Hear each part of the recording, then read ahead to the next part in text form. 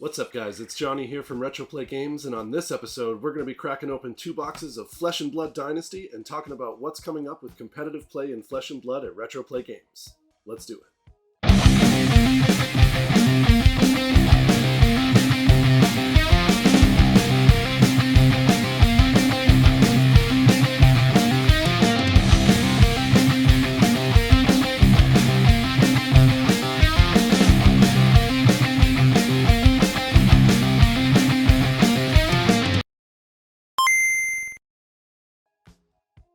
Alright, so we've got 2 boxes of Flesh and Blood's Dynasty set. It's the most recent release from Legend Story Studios. I ordered a bunch of this for the ProQuest that we hosted at RetroPlay Games relatively recently, and I'm going to crack open a couple of boxes to improve the supply of singles that we have at the shop. So we're going to talk about some of the stuff that's coming up at the store, but in the meantime, let's just dive right in and crack these boxes open. We'll go one at a time here. So in the world of competitive play, a couple of big things that have come out of Legend Story Studios. So there has been a couple of bans as of January 30th in constructed play, classic constructed play. So Belittle is banned, Winter's Wail is banned, Amulet of Ice has been suspended until Icelander becomes Living Legend, and then Hypothermia has also been suspended until Icelander becomes Living Legend. Just like most other card games, pretty much any other card game, sometimes stuff is too good and it has to get the ban hammer or sit on the sideline until the respective hero that plays that card is reined into control. So for those of you that are uninitiated,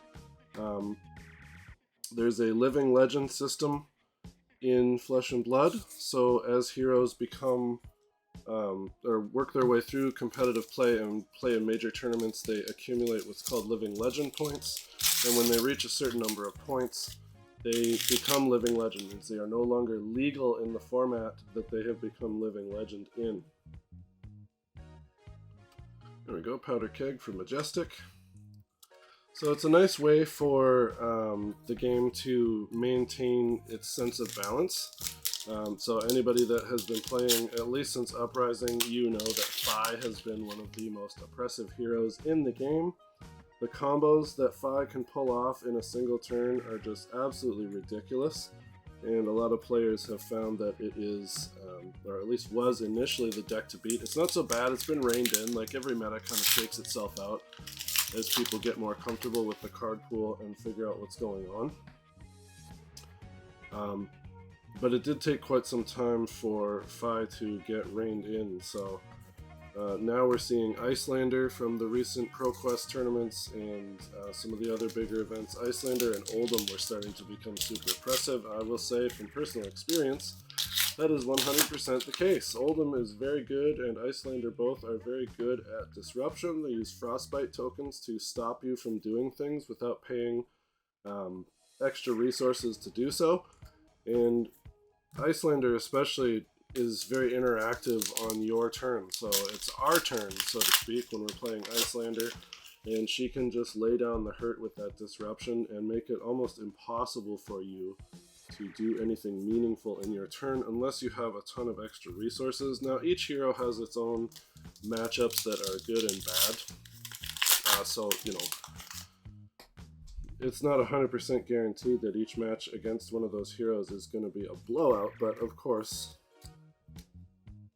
they win more games than they lose, and that's why they accumulate these Living Legend points. I know our playgroup was especially happy to see Prism get banned from Classic Constructed. Prism was also very incredibly overpowered, and she is now Living Legend and only welcome in Blitz, and then of course people play her in Blitz whenever possible. Looking at you, Sloop Dupe. Speaking of which, Sloop Dupe, if any of you are familiar with the Flesh and Blood YouTube scene, is one of the biggest content creators in Flesh and Blood. So make sure you give his channel a look if you are interested in amazing Flesh and Blood content. This Icelander playmat that we have for a beautiful background here was courtesy of Sloop Dupe. Thank you so much, man.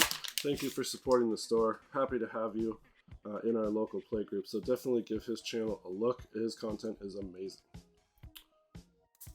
Right, keep putting these in the wrong pile here. So definitely Flesh and Blood is the card game to keep an eye on, get involved in. It's a lot of fun. I was skeptical about it at first. You know, there's such a massive pile of card games that have been releasing lately, so you gotta kind of approach everything with a grain of salt when there's these massive floods of IP, massive floods of new stuff that's coming out onto the market. But I, you know, gave it a try. Sloop came in, one of my other friends came in and, you know, expressed interest in, nice, Arachne the Huntsman. This is a new assassin character that came out in the Dynasty set. We're hoping to see the Emperor or the Marvel Emperor, Command and Conquer, or the Mechanologist, Nitro Mechanoid Marvel. I'd love to pull one of those live on the channel. But yeah, Sloop and one of my friends came down to the shop, said, hey, we're looking to get Flesh and Blood started. I had opened an account with the distributor and ordered in product, and it was basically just one guy that was buying all the stuff.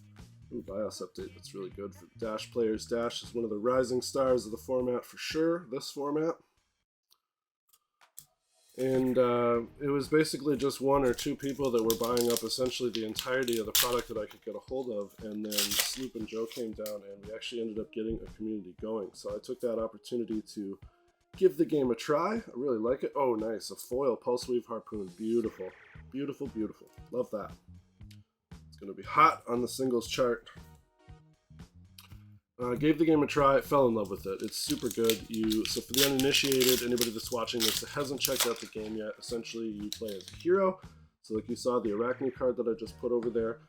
You choose the equipment that you want your hero to have, which does vary based on the class. Oh, hey, there we go. It's Construct Nitro Mechanoid. Nice. A rainbow foil version of it. This is a good box. We've got 2 foil Majestics. Cannot complain about that whatsoever.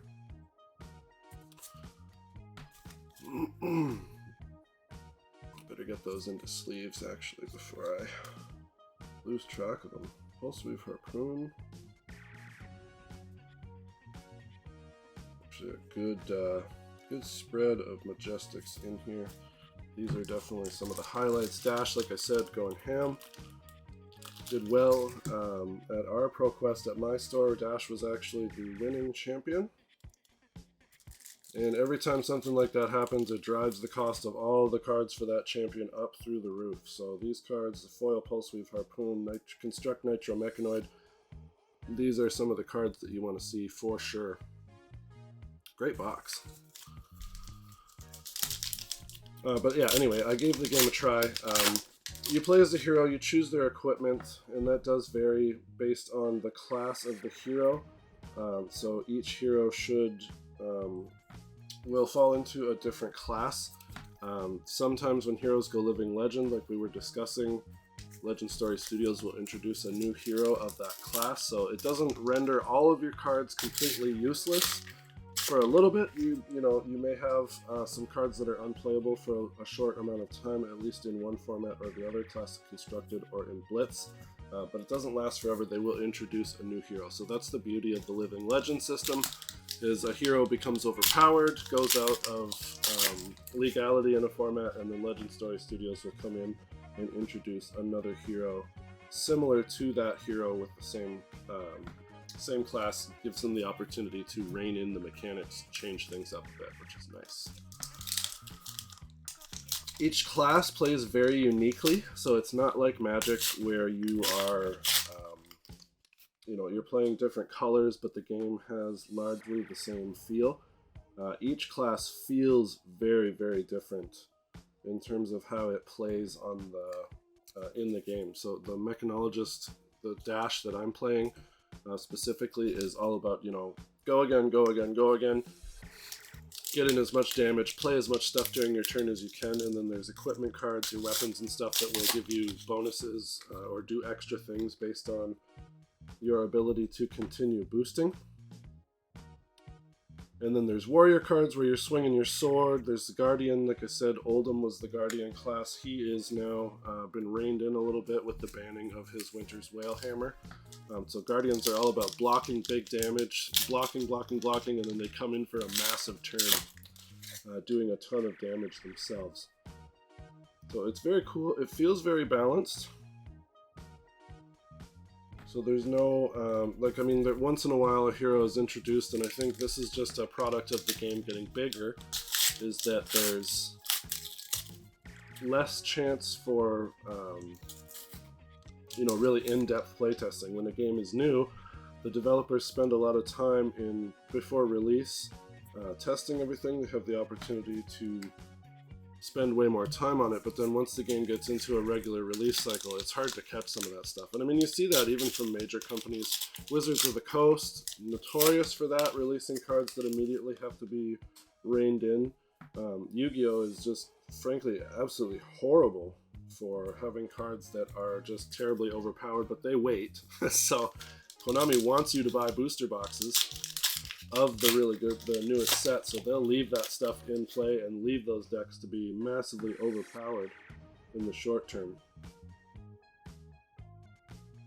No cold foil in this box. I had this last time too. I opened a box and I didn't see a cold foil in there, so let's just go through real quick. They're very subtle, especially with the lighting that I have going on here. It can be hard to see the cold foils, but you're not guaranteed to get one in every box. That's the magic of card games. Oftentimes it is a gamble, but I'm super happy to see the Nitro Mechanoid and the Pulseweave Harpoon foils there, to be honest. So even if there's no cold foil, this is definitely a great box, in my opinion. Decent slew of Majestics, including 2 Rainbow Foil Majestics, which is great. So my first time pulling that Nitro Mechanoid. I love Dash. I actually just went ahead and bought the cards as singles, because I was so excited to get started with playing it. But lately I haven't had the opportunity to play much Flesh and Blood. I'm always so busy with all the other stuff that I have going on. The store, my band, my family, work, that I can't make it out every Friday to play. But I'm hoping that I'll be able to sneak out again soon in the coming week here to get some games in.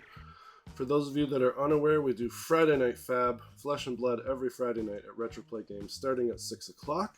The format varies, so you're going to want to check the Facebook or check out our other socials to make sure you are in the loop about what is going to be coming up for the given week. Our Discord is the best spot. The players like to switch it up, and you know, we'll do Blitz. We do Blitz for free. It's a chance to get newer players into the game and coming out and playing. And then we do Classic Constructed most weeks. That's a $10 buy-in. Legend Story Studios does provide us with some really fantastic pricing. No cold foil in this box, that's kind of weird. Legend Story Studios does provide us with fantastic pricing, so every month the store gets sent a new armory kit, and that includes 2 playmats. Woo. So there's one that's the People's Champion playmat, and then there's one that is the Community Champion playmat. So the best overall player each month gets a chance to take home one of the playmats, and then the person who goes above and beyond the most for the community has the opportunity to take home the other. There's also a cold foil prize that's unique to each armory kit, so you can only get them, I mean, I guess through the singles market, or to come out and play in the Flesh and Blood armory events. So there's a new cold foil that's released every month. There's new promos that get released every month. We give those promos away for free. Top player each week gets to take home one of the cold foils, and it's usually either a hero or one of the weapons pertaining to the new heroes from each set. The playmats are beautiful, the promos are beautiful, the cold foils are beautiful, so you definitely want to come down and check out Friday Night Fab at RetroPlay Games. We got some other major events coming up here. So we hosted, like I said, the ProQuest recently. That was the biggest event that we've had in the store so far. It was tons of fun. There were people traveling from all over the region, Toronto, London. Some people came as far as Barrie and Guelph to come down and play in our event. We had a great time. It was a full day of Flesh and Blood all day long. I did record some of the matches, but unfortunately my camera gear was just not cooperating at the time. It was a lesson learned in that we can't use the Logitech StreamCam as an overhead. It really doesn't like to capture footage from that high up. And the arm that I have overhead here, you can kind of see every time I move my arms or do something, it starts to wobble a little bit, and that was accentuated at a table where we had 8 players. It did not go very well. The footage was grainy, the footage was kind of wobbly, and I'm unfortunately not pleased with it, but I will put it up on YouTube if you guys want to check it out. We did have a great time with the ProQuest. Thanks again, anybody watching this that came out to play in that. Thank you for supporting the store. Big shout out to Dracothic. You will see him in the Flesh and Blood Canadian Discord. He came out and was our level 1 judge for the event and was also vending singles there. So huge thank you to you, sir, if you are watching this as well. We couldn't have done it without you. Thanks for making the day so great. So, upcoming events. The next one that we're going to be having is the Outsiders pre-release at RetroPlay Games. So that's happening Friday, March 17th at 6 o'clock, just like our standard Friday Night Fab. But we are going to be getting early access to the new Outsiders set. So there's a lot of really exciting stuff coming up in that. New Assassin stuff, new Ranger stuff, some new mechanics are being introduced. I don't want to spoil too much of it for anybody that tries to avoid spoiler season. I don't think most people do that. Everybody's really excited for new cards and jump on there to see what's going on immediately. For anything like me or the rest of the guys in the community, that's where you're at with it. But yeah, Flesh and Blood Outsiders pre-release, so it's going to be $45. The format is going to be sealed deck. So what will happen is we'll crack some boxes. Each participant will receive 6 packs of the Outsiders set, and then you will build a deck from the contents of those 6 packs, and we will play essentially a Blitz style format. And the winner of that is going to get some, again, sweet prizing, no spoilers, from Legend Story Studios. So we're really excited to have that coming into the store. It's nice to see that the community, you know, the consistency and the size of our community has developed to a point where RetroPlay Games is starting to be, ooh, there we go, starting to be considered for some of these bigger events. So there we go, Rainbow Foil Legendary Equipment, Black Tech Whispers, great. These have been really good boxes, actually. Seen our Legendary there. That's really, really nice. It's not a cold foil. I don't see the foiling on the edges. Maybe it's just the lighting. That's the next upgrade that's going to be happening here, is the lighting kit for the studio. You can see the shelf is up back there behind me with some of the collectibles on it. Shelves are in a shortage as well, apparently. What are you going to do? Perfect. That's great to see, because there's going to be some new stuff that's going to be taking advantage of those in Outsiders. So we want to get these nice cards to help people build off of their stuff. Black Tech Whispers for a Legendary from this box. Great opening. And then the next event that we have coming up at RetroPlay Games is going to be Skirmish Season 6. So there's going to be, that's not a cold foil either, it's just a rainbow foil token. There's going to be $30 entry for that, so that is Blitz format as well for Skirmish Season 6. Also special prizing coming from Legend Story Studios for that event. It's going to be happening Sunday, April 9th at 12 o'clock p.m. So again, it's really cool to see that RetroPlay Games is starting to get considered for more of these events. I'm super happy to be bringing you guys more competitive play. And it's happening across all of the games as well. So we've got Grand Archive coming out in April. Yu-Gi-Oh! OTS has finally hit the store, so we're starting to see some pre-release and bigger tournament invites coming from Konami for that. So look forward to more of this stuff from different games as well as from Flesh and Blood. We are continuing to build our community and getting more stuff happening at the store. We know it's been a rough couple of years prior to this. We weren't able to do much in-store play. I do have a couple of videos coming out that are going to be from that era where everything was kind of locked down still, but I did manage to get some people to come in and play some games with me. So we're going to have some Magic gameplay, we're going to have some Pokemon gameplay, we're going to have some Digimon gameplay.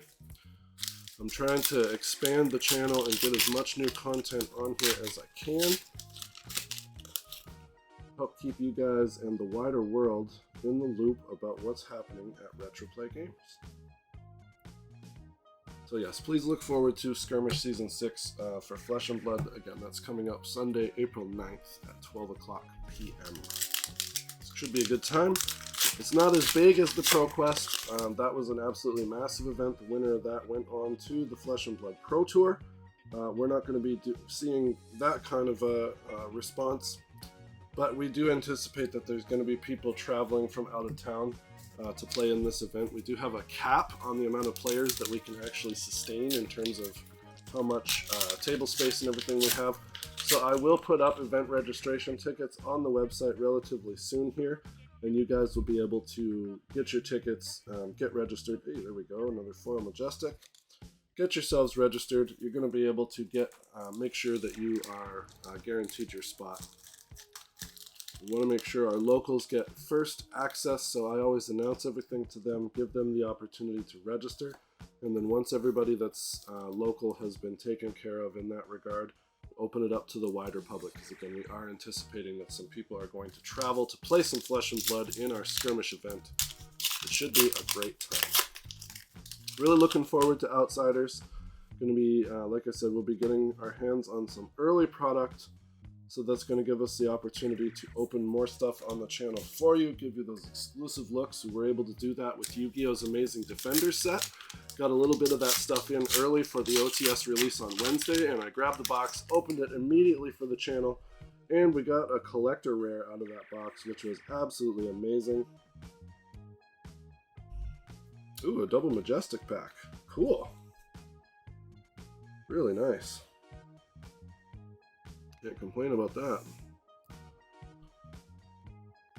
Still no cold foil from what I can see, although again, it might be the light. I'll update the description box when I can. If I have the full overhead lights going, it's just a glare on all of the cards and stuff that are being pulled on camera, so it is not a good experience by any means.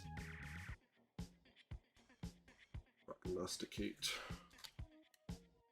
That's cool, a double majestic pack. We've been getting that too with Pokemon. We opened some Crown Zenith on the channel for Pokemon and ended up getting, one pack had 2 VMAX cards in it.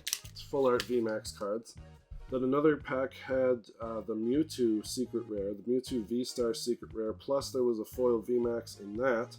And then we also had another pack in that same box that contained, again, 2 VMAX full art cards. So Crown Zenith is absolutely stacked. I'm going to be doing a video on what is going on with the prices of Pokemon lately, because I tried to restock and get more of that stuff from the shop, for the shop, and I am not able to actually get anything at a price that is reasonable enough that I feel comfortable selling it in the store. ETBs, Crown Zenith is ETB is the best value for packs. You can get tins and the boxes that come with the Crown Zenith packs in them.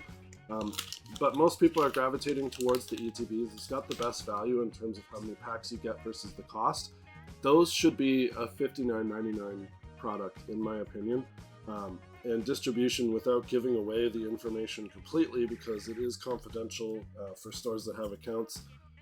Like, we're talking way more than way more than that. Like, the distribution is selling the boxes at, I mean, an obscene amount. It's approaching booster box prices, frankly. Hey, there we go. Spellfray leggings. We got our cold foil. Again, really hard to... There we go. I can kind of capture it there. Got a cold foil. Nice. Spellfray leggings. Foil crankshaft. Beaten trackers. Hey, and a majestic, too. Look at that.